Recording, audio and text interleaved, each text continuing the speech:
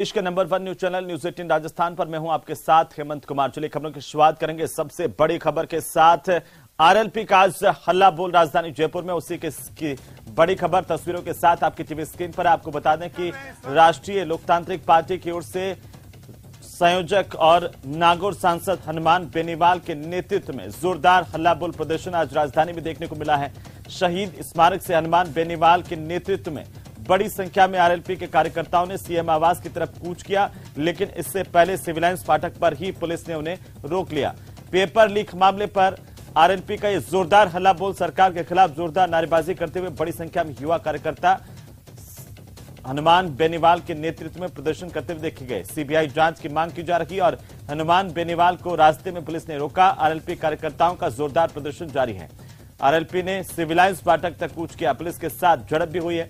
कार्यकर्ताओं और पुलिस में जोर आजमाइश की गई। कड़े सुरक्षा के इंतजामों के कारण कार्यकर्ता आगे नहीं बढ़ पाए, लेकिन 3 और 4 अलग अलग तस्वीरें आपकी टीवी स्क्रीन पर। आपको बता दें कि शहीद स्मारक से आरएलपी के धरने का आगाज और यहां पर जुटे बड़ी संख्या में कार्यकर्ता आरएलपी के हनुमान बेनीवाल के नेतृत्व में यहां से सीएम आवास की तरफ कूच किया गया। और साथ ही सीएम आवास की तरफ कूच के दौरान हनुमान बेनीवाल को उनके कार्यकर्ताओं के साथ पुलिस ने सिविल लाइंस फाटक पर रोक लिया। उसी की तस्वीरें भी आपकी टीवी स्क्रीन पर। अलग अलग 5 तस्वीरें हैं।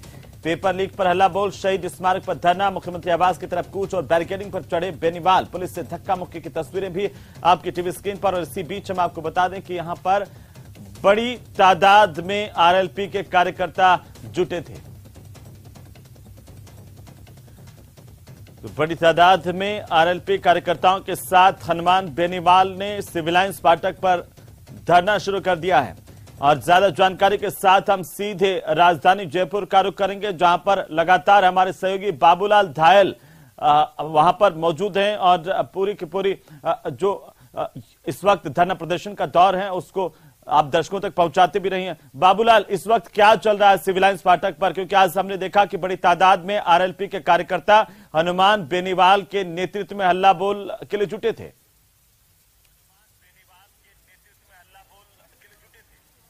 जी देखिए, करीब पौन घंटे तक आरएलपी के कार्यकर्ताओं ने सिविल लाइन फाटक पर हंगामा किया। उसके बाद में पुलिस से उनकी धक्कामुक्की हुई। उन्होंने कोशिश की सिविल लाइन फाटक तक पहुंचने की, मुख्यमंत्री आवास तक पहुंचने की, लेकिन पुलिस के कड़े इंतजामों के आगे वो सफल नहीं हो पाए।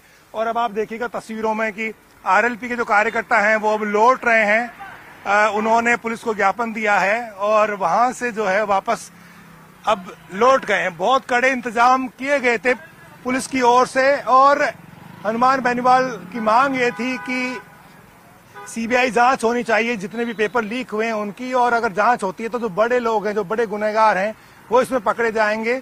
राजस्थान की जो पुलिस है वो साधारण आरोपियों को पकड़ रही है और जो बड़े लोग हैं वो बचे हुए हैं। लिहाजा वो युवाओं के दम पर ही सरकार को झुकाने की कोशिश करेंगे। तो कोशिश तो आज उन्होंने करी। वो शहीद स्मारक से लेकर के सिविल लाइन फाटक तक का करीब 1.5 किलोमीटर का ये दूर इलाका है, जहां तक वो पहुंचे। बड़ी संख्या में उनके साथ में युवा थे और उनके साथ में उन्होंने सिविल लाइन फाटक तक जो है शक्ति प्रदर्शन किया और सरकार को ये बताने की कोशिश की कि मैं अकेला नहीं हूं। साथ ही बीजेपी और कांग्रेस को भी ये चेताया कि उनके बिना जो है राजस्थान में अगली सरकार नहीं बनेगी। एक कोशिश करी है उन्होंने, थर्ड फ्रंट को मजबूत करना चाहते हैं। चुनावी साल का आगाज हो गया और वो जानते हैं भली भांति कि जब तक युवा उनके साथ में नहीं आएंगे तब तक वो अपना दायरा, पार्टी का विस्तार नहीं कर पाएंगे। लिहाजा उन्होंने आज यहाँ पर हल्ला बोला है। अजमेर में वो प्रदर्शन करेंगे, इसके अलावा बालोतरा में भी उनका प्रदर्शन का कार्यक्रम है। तो आगाज किया है विधानसभा सत्र से पहले हनुमान बेनीवाल की पार्टी ने जयपुर की सड़कों पर। बड़ी संख्या में कार्यकर्ता उनके साथ थे। शहीद स्मारक पर करीब 3 घंटे तक उनकी यानी सभा हुई। उसके बाद में हनुमान बेनीवाल का संबोधन हुआ और उन्होंने आरोप लगाया कि कांग्रेस और बीजेपी मिली हुई है। वो किसी भी तीसरी पार्टी को राजस्थान में खड़े होने देना नहीं चाहती, लेकिन उनकी कोशिश है कि वो युवाओं के दम पर, किसानों के दम पर एक ऐसी पार्टी का निर्माण करे जो आम जनता की आवाज को उठा सके। उन्होंने ये भी आरोप लगाया कि बीजेपी और कांग्रेस की मिलीजुली जो कुश्ती है उसकी वजह से तीसरी पार्टी यहाँ पर पनप नहीं पा रही है। लिहाजा वक्त आ गया है जब आम आदमी को, आम जनता को समझना होगा और उनके साथ इसे खड़ा होना होगा। एक और बात उन्होंने कही कि सचिन पायलट और डॉक्टर किरोड़ीलाल मीणा उनके साथ आते हैं तो वो 140 सीटें जीत सकते हैं। तो अब चुनावों के मद्देनजर नेता बड़े बड़े दावे करेंगे, अपने पाले को मजबूत करने की कोशिश करेंगे। और इसी कड़ी में हनुमान बेनीवाल ने आज एक प्रयास किया, जब उन्होंने शहीद स्मारक से लेकर सिविल लाइन फाटक तक कूच किया और एक बड़ी रैली निकाली, युवाओं को साथ लिया और जो उनकी आवाज है उसको बुलंद करने की कोशिश की। तो आने वाले दिनों में जो दूसरी पार्टियां हैं वो भी अपना दम दिखाएगी। लेकिन बाबूलाल, उनके इस बयान के मायने आखिरकार क्या हैं कि क्या ये संदेश देना चाह रहे हैं कि यहां तक तो वे पहुंच गए अपनी पार्टी को लेकर के, लेकिन अब अगर कोई बड़ा नेता उनके साथ बाबूलाल नहीं जुड़ता है तो एक थर्ड फ्रंट की जो बात है या फिर सीधे तौर पर चुनौती की बात है वो उतनी आसान नहीं है।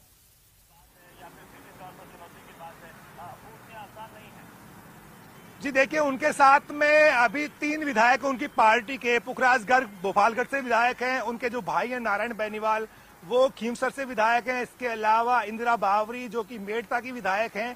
कई जगहों पर पिछली मर्तबा वो 3 नंबर पर रहे थे, बहुत अच्छे खासे वोट उन्हें मिले थे। पिछले 3-4 साल में हनुमान बेनीवाल ने अपनी पार्टी को मजबूत करने की कोशिश तो करी है। खुद वो सांसद भी हैं, बीजेपी के साथ में उनका अलायंस हुआ था, लेकिन ये गठबंधन टूट गया और अब वो अपनी नई संभावनाएं जिंदा करने की कोशिश कर रहे हैं। दोनों ही पार्टियों को डराएंगे। पहली कोशिश तो उनकी यही होगी कि वो कांग्रेस या बीजेपी में से किसी एक पार्टी के साथ उनका गठबंधन हो और सम्मानजनक संख्या में उनको सीटें मिले, और फिर वो अपना जनाधार और बड़ा करें और विधानसभा में उनकी इतनी सीटें आए कि वो दोनों ही पार्टियों को दबाव बना सके और उनकी यहाँ पर सत्ता में हिस्सेदारी हो। तो सत्ता में हिस्सेदारी हासिल करने के लिए हनुमान बेनीवाल ने लड़ाई चालू की है, संघर्ष शुरू किया है। कई दिनों से धरने प्रदर्शन उनके चल ही रहे थे, लेकिन राजधानी जयपुर में ये पहला बड़ा प्रदर्शन था आरएलपी का। और बीजेपी के कार्यालय के ठीक सामने से होकर जब गुजरे आरएलपी के कार्यकर्ता, तो वो ये दिखाने की कोशिश कर रहे थे, हनुमान ही बताने की कोशिश कर रहे थे कि मैं इस पार्टी में भले ही रहा हूं, लेकिन आज मैं अपने दम पर अपनी एक ताकत खड़ी कर चुका हूं।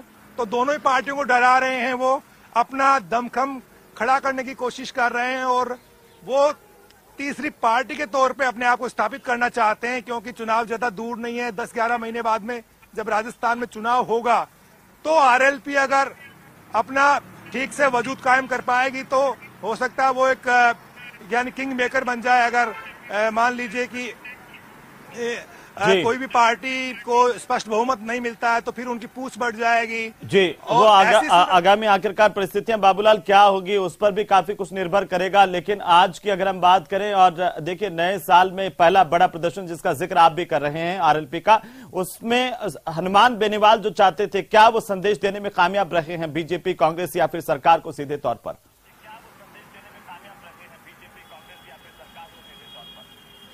जी बिल्कुल, आज का जो उनका आंदोलन है उसकी गूंज तो दूर तक सुनाई जरूर देगी, क्योंकि जेपी नड्डा का कार्यकाल बढ़ गया है। ऐसी सूरत में सतीश पूनिया ही अब माना यही जा रहा है कि वो राजस्थान बीजेपी के अध्यक्ष के तौर पे कंटिन्यू कर सकते हैं।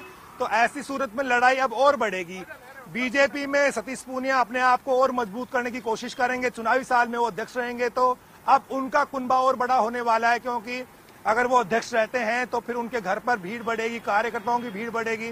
जिनको टिकट पाने हैं वो सतीश पूनिया के साथ खड़े रहेंगे। तो उनकी जो यानी सतीश पूनिया की जो सोच है, उनका जो समर्थन हासिल करने के लिए जो नेता हैं वो उनके दरवाजे पर जरूर जाएंगे। तो सतीश पूनिया एक बड़े नेता बनकर के उभरेंगे। कांग्रेस की जहां तक बात है तो गोविंद डोटासरा पीसीसी के चीफ हैं। वहां पर अब आगे क्या होगा संगठन में ये अभी कुछ नहीं कहा जा सकता, लेकिन अभी भी डोटासरा मजबूत है जमीन पर।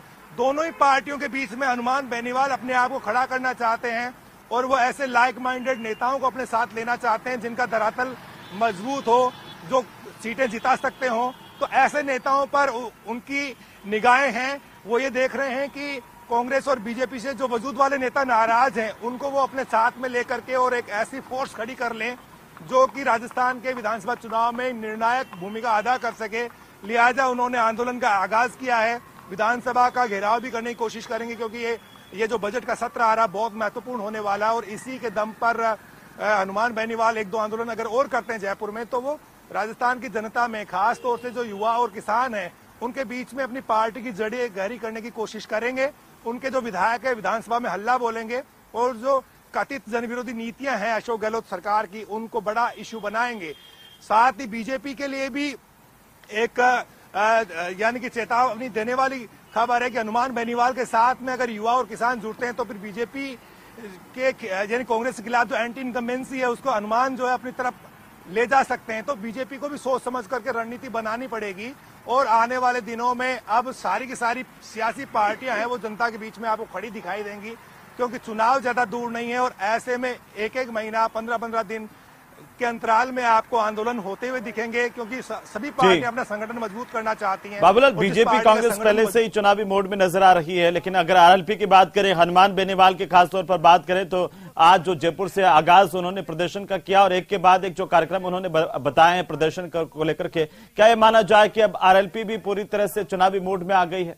क्योंकि वहां पर भी यानी कांग्रेस में भी अपनी दिक्कतें हैं। सचिन पायलट प्रदेश भर के दौरे करके अपनी सरकार को आड़े हाथ लेते हुए दिख रहे हैं, तो सतीश पूनिया के लिए भी अभी चुनौतियां कम नहीं हुई हैं। अब जब उनका कार्यकाल बढ़ेगा तो फिर उसके बाद में जो पार्टी में क्या विरोध के जो सुर कभी कभी दिखाई और सुनाई पड़ते थे, क्या वो कंटिन्यू रहते हैं, तो अभी देखने वाली बातें होंगी। सब भविष्य गर्भ में है, लेकिन आने वाले 1-2 महीने में सारी चीजें अब राजस्थान की जो सियासी सरगर्मियां हैं राजनीति में और बढ़ती हुई दिखेंगी, क्योंकि जेपी नड्डा का माना यही जा रहा है कि 23 जनवरी को वो जयपुर आ सकते हैं। जो पार्टी की प्रदेश कार्य समिति की बैठक है उसमें हिस्सा लेने के लिए 28 जनवरी को पीएम नरेंद्र मोदी का भीलवाड़ा जिले में आने का कार्यक्रम है, भगवान देवनारायण की जयंती के मौके पर। बिल्कुल बाबूलाल, चलिए बहुत शुक्रिया तमाम जानकारी के लिए। और हमारे